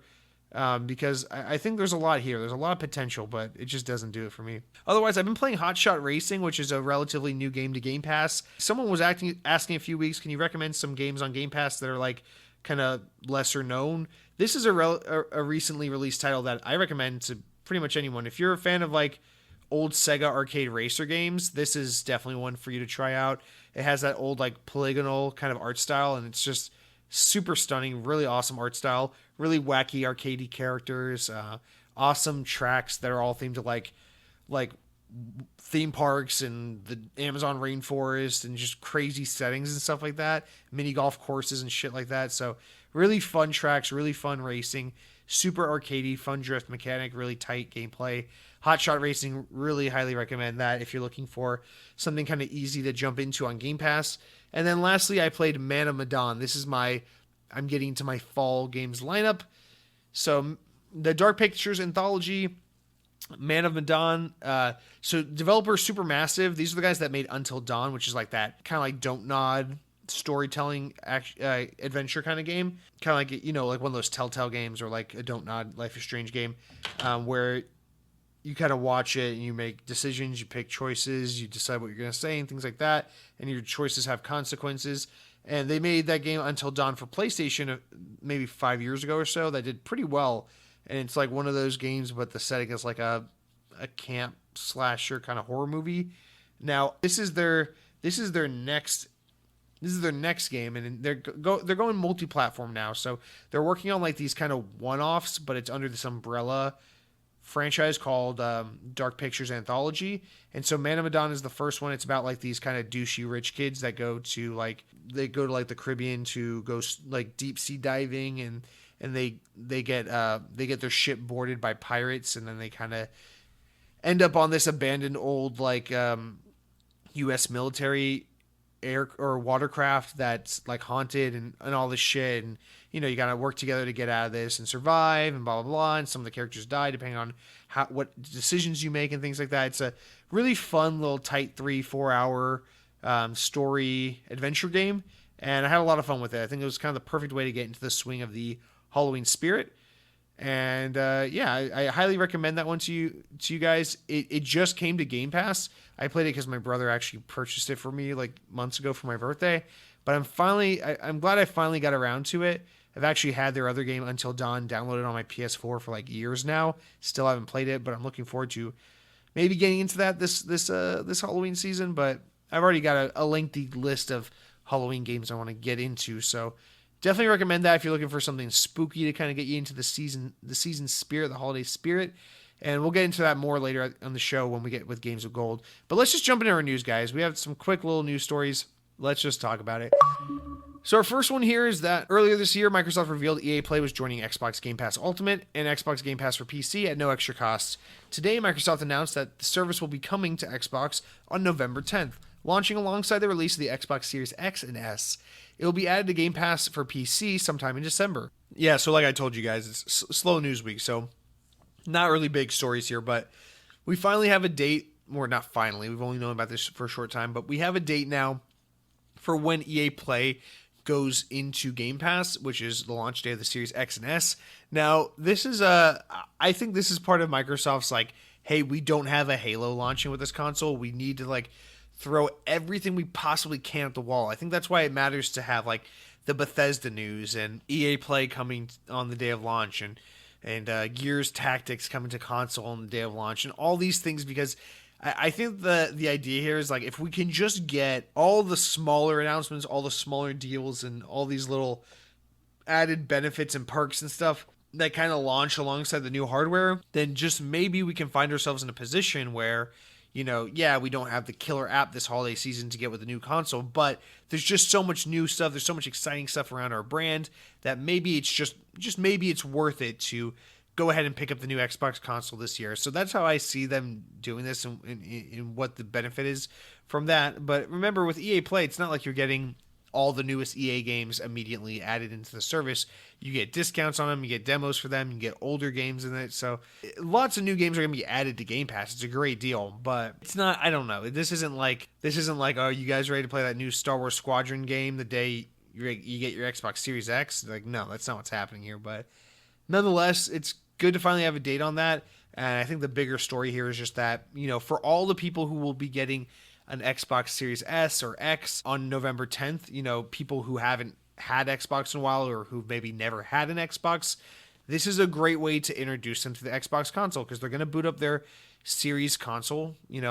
Maybe they were a PS4 gamer this past generation and this is their first time back on Xbox in a long time, and they're going to say, okay, let's see what Xbox has to offer. I'm back on Team Xbox. What do we got here? And then you jump into the marketplace and you're just like, holy fuck, there's just so much free shit from Game Pass.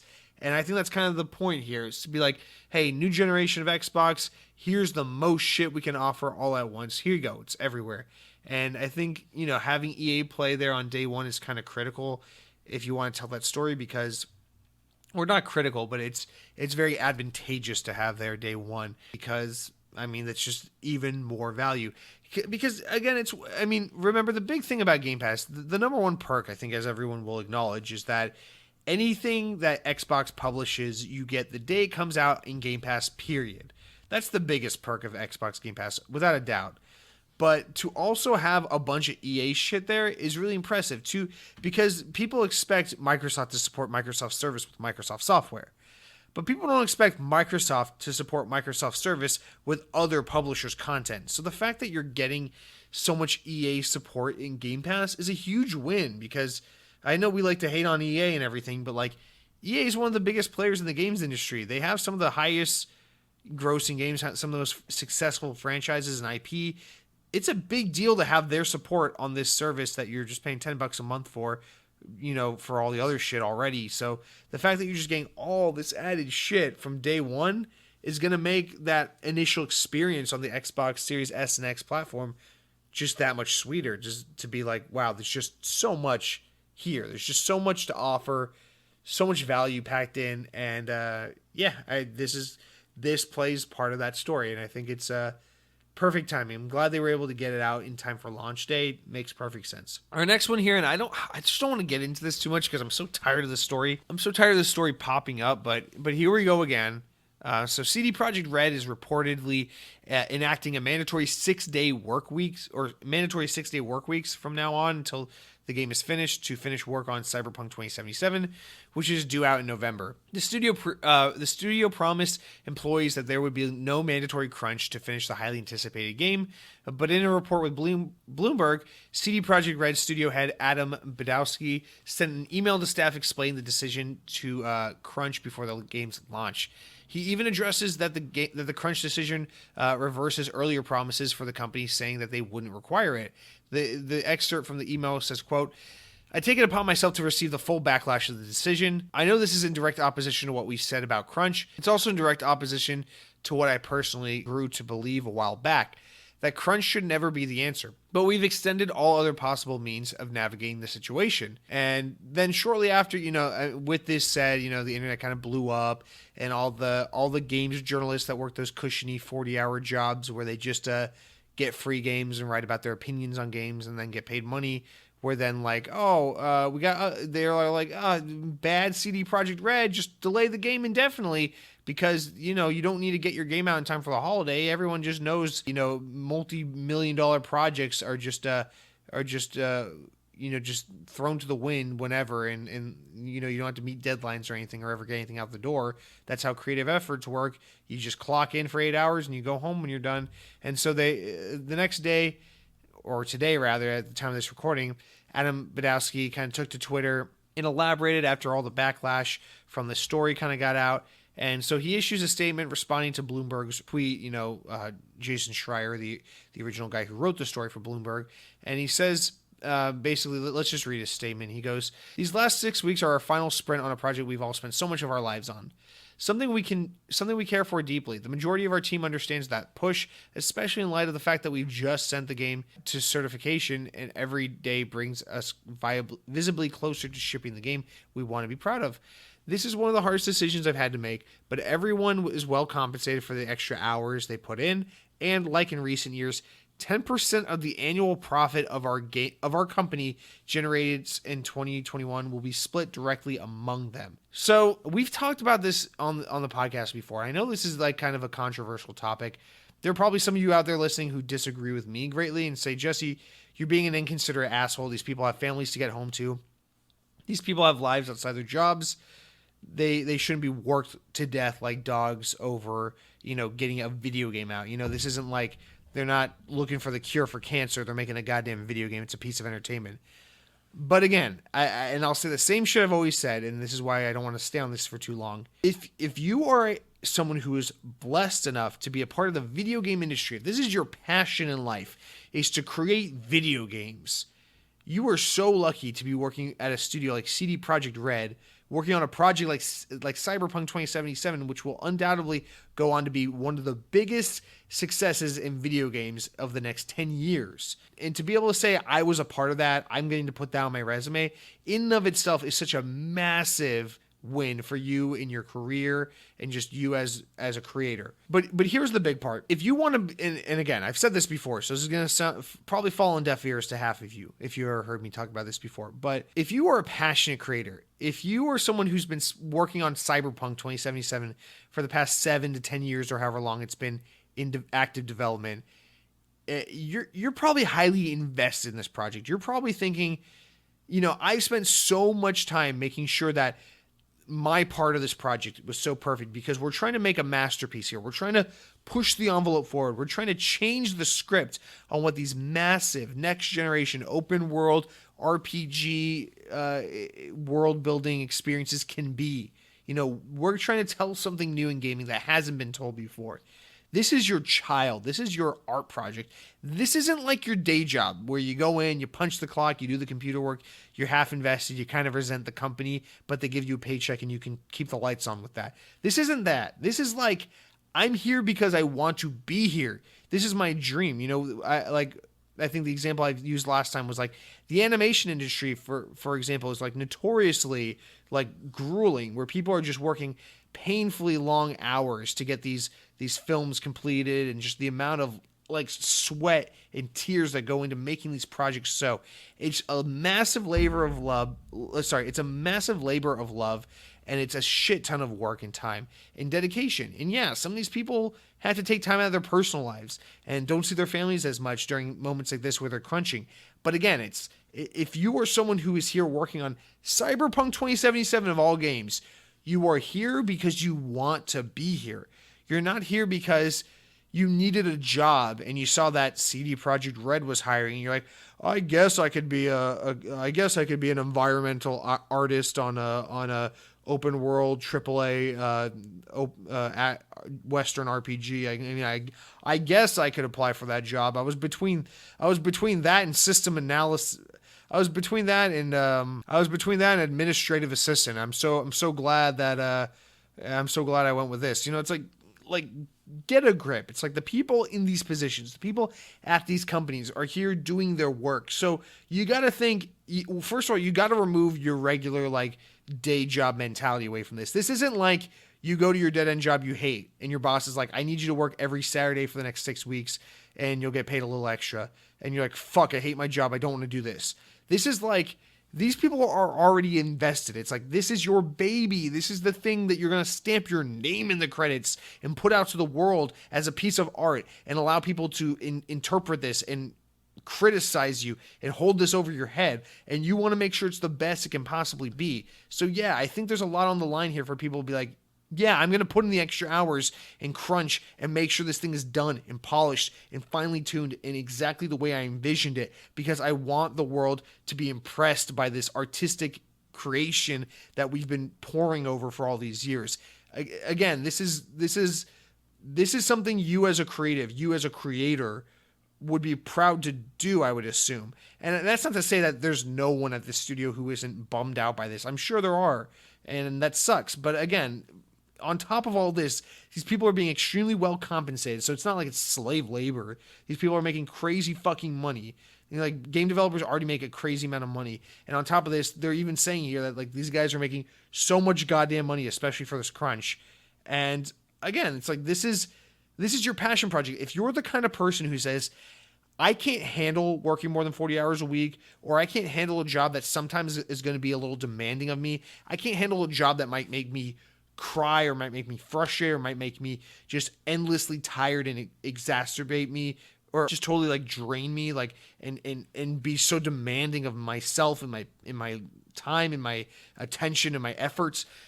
If you're the kind of person who works in the games industry, you have to be that type of person. Again, this isn't like a desk job. This isn't like, oh, this isn't like I work in the human resources department of a fucking company that no one's ever heard the name of, and they do something or other with something, healthcare benefits, packaging, something. This isn't one of those jobs. This is like, you made it. You work at CD Projekt Red. This is the dream come true. You get to put your mark on something like Cyberpunk. Like, this is massive.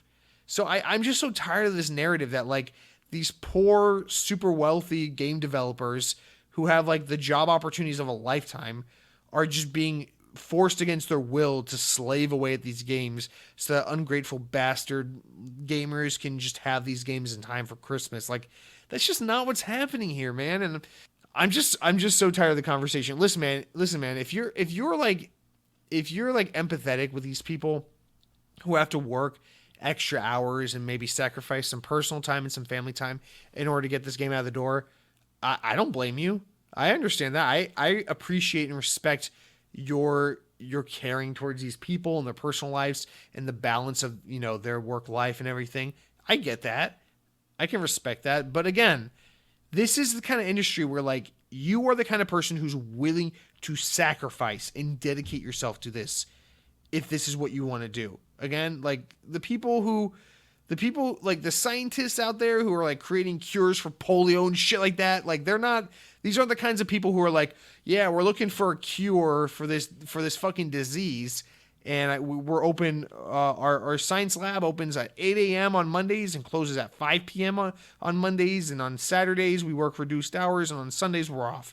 Like, that's not what this job is. That's not what these kinds of jobs are. These are jobs for people who are married to their careers, people who live to work, people who live to work, not work to live, because this is their passion. They've pursued their calling, and this is what they want to do. And so, again, I don't suspect that everyone who works at all these studios feels that way or is that type of person, but for the most part, that's what you're dealing with here. So don't just try to force your concept of, like, what a job is and what's appropriate for a work environment onto something creative, because this is often how creative works are made. This is often how art is made. It's a lot of blood, sweat, and tears. It's a lot of stress. It's a lot of losing sleep. It's a lot of neglecting your personal well-being and the people around you. And I'm not saying it should be that way because it's always been that way. I'm saying that this is a natural side effect sometimes. And we need to stop being so fucking outraged and reactionary every time we see this story. Cyberpunk's a fucking massive game. Wait till you get your hands on it. It's going to be crazy, overwhelmingly large and polished and extremely dense. So don't be surprised that in the last 6 weeks of development, people had to get their fucking heads down and really focus on full steam ahead. Let's get this thing out the door. That's okay. At the end of the day, when this game ships, I promise you, this game's going to sell crazy well. It's going to review really well. These people are going to get crazy bonus checks and make shit tons of money.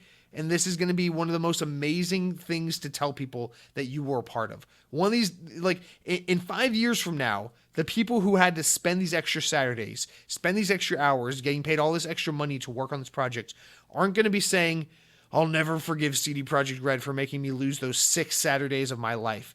They're going to say, I'll never forget how amazing it was to be a part of the team that brought Cyberpunk 2077 into this world. I'm telling you right now, Cyberpunk's going to be it's one of those games that's going to be like generation defining, like talk of the next 10 years. So you got to keep in mind, to be a part of that is worth a couple extra shifts, is worth a couple extra hours. well worth the extra pay. So I just think you gotta understand the type of person who wants to work in this environment is willing to risk, is willing to dedicate themselves to these projects. I'm not saying that it should always be this way, or that these environments are always like this, or that all projects have this moment, but this stuff's kind of par for the course, and we gotta stop freaking out like the sky is falling. Again, at the end of the day, people who work in the games industry, you know, pretty wealthy guys. These people could just, these guys and girls could just go pretty much anywhere they want and go do other jobs if they're looking for something a little more respectful of their work-life balance. This is not a mundane office job. This is a work of love. This is art, and this is what goes into making the cake. I don't know what else to say.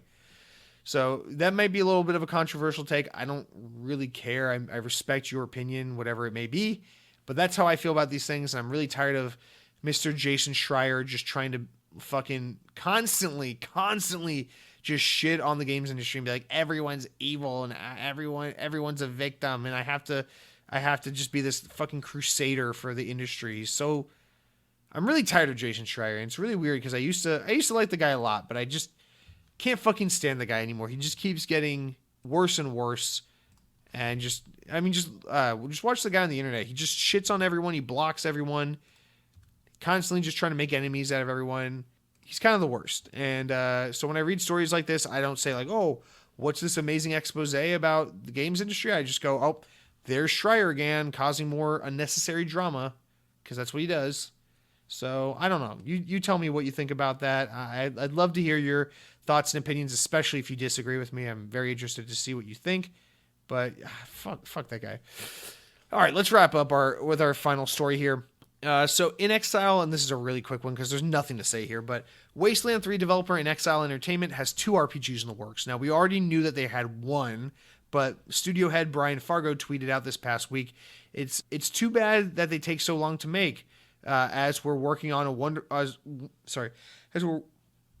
we're working on wonderful new RPGs, as in multiple RPGs. So basically, he followed up that tweet by clarifying that, you know, the game is in the infancy of pre-production, basically saying, yeah, we're working on a big RPG, which we already knew about, but we have another game we're working on. But all I can tell you is that it's in the infancy of pre-production, which basically means it's not even a game. This is like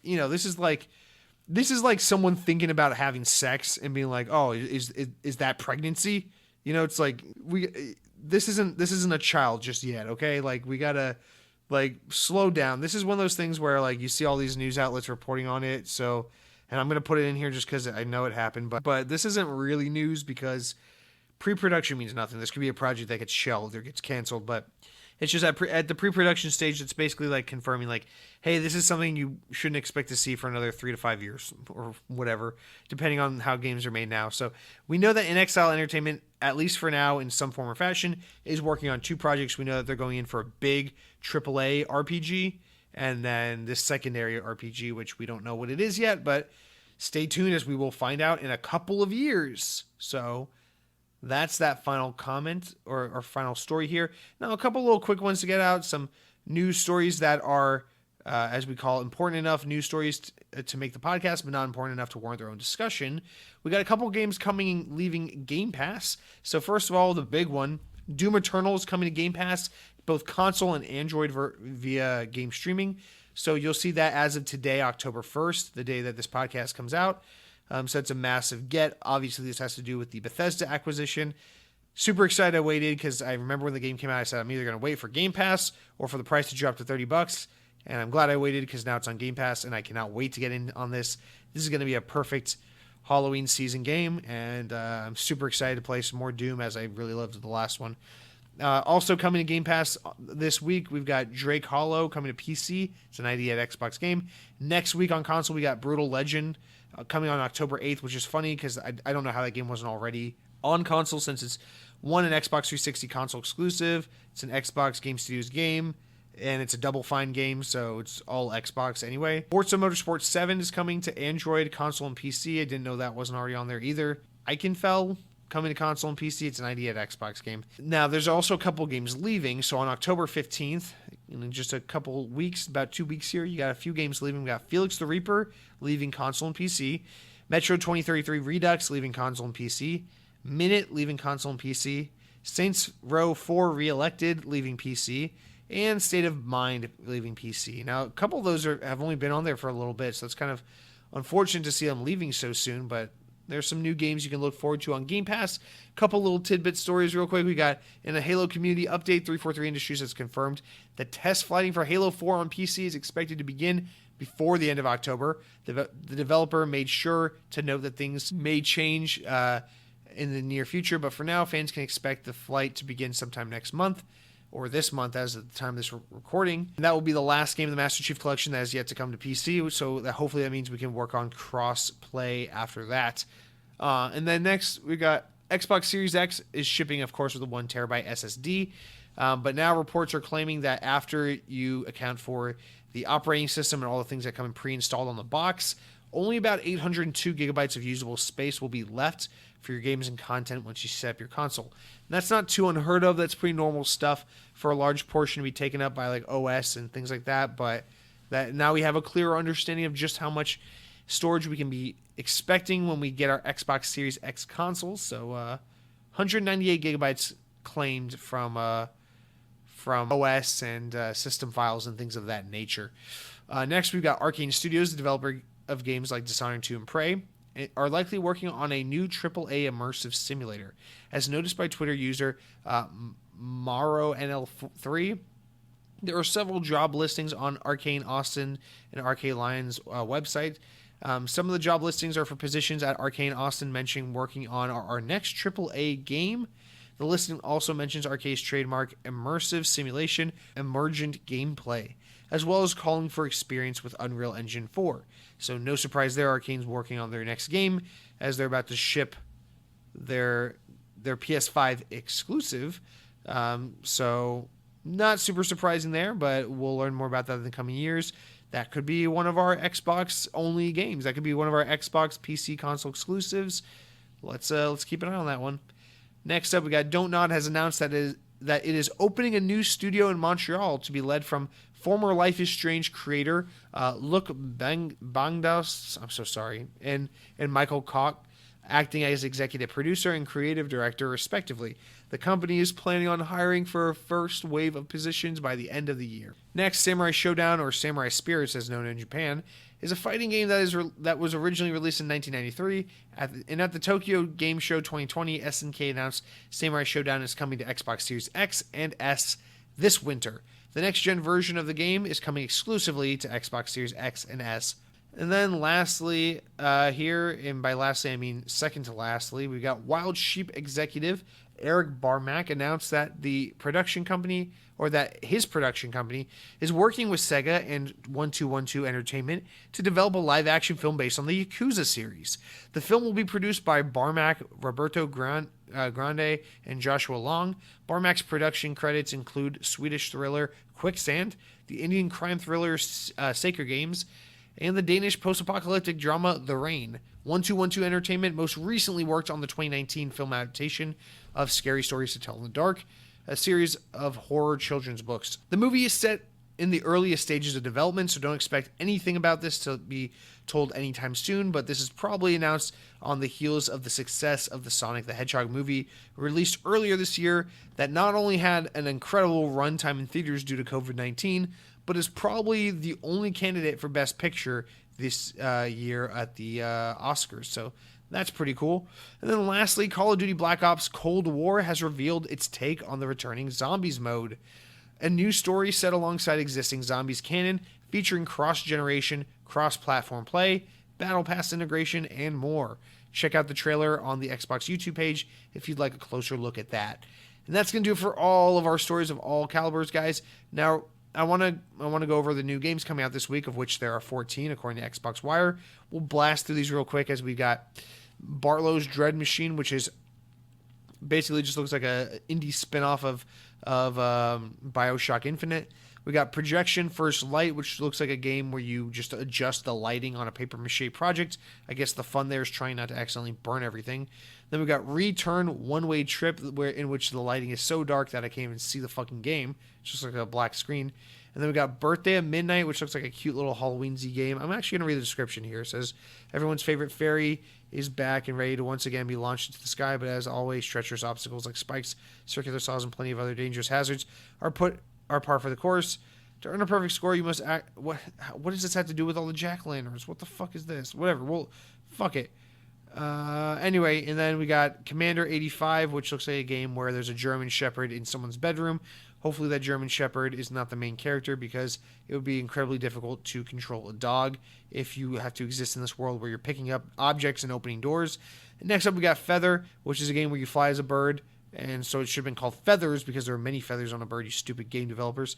And then we got Inertial Drift, which is like a play on the word initial drift, the anime series. So that's haha, very funny.